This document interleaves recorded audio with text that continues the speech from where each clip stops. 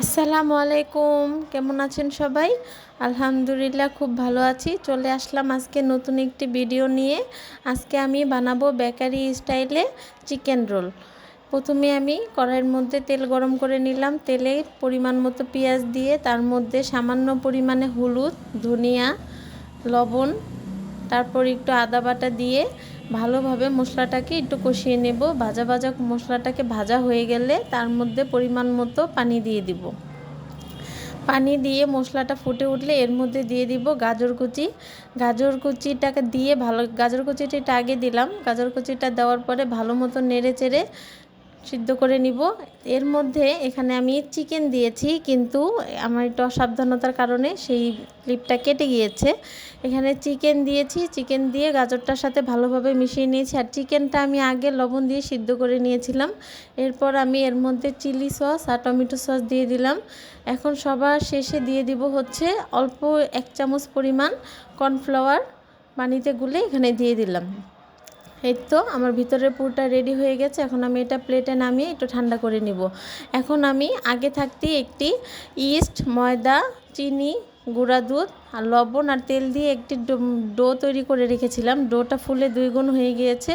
এখন ডোটার থেকে যে কয়টা রোল বানাবো সেই পরিমাণে লেচি কেটে নিয়েছি।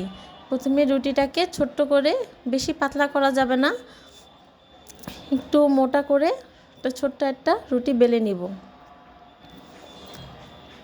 রুটিটা বেলার পর এখান থেকে পরিমাণ মতো পুর মাঝখানে দিয়ে দিব।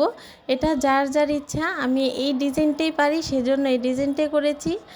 এরপর আশা করি অন্য অন্য ডিজাইন আরও করে দেখাবো।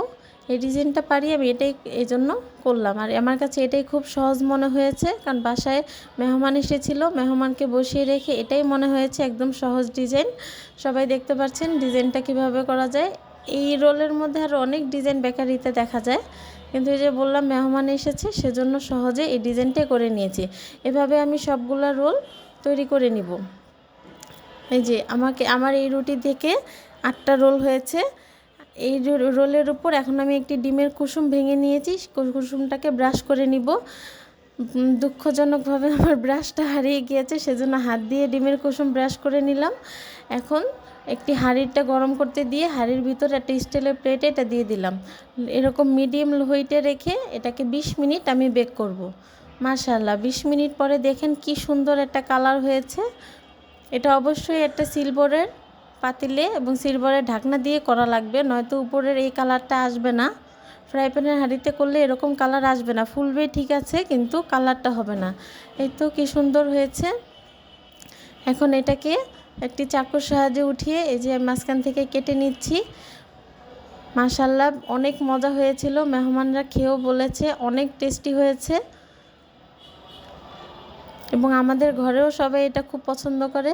আলহামদুলিল্লাহ আজকের রোলটা বেশ মজা হয়েছিল। ভিডিওটি ভালো লাগলে লাইক, ফলো, শেয়ার করে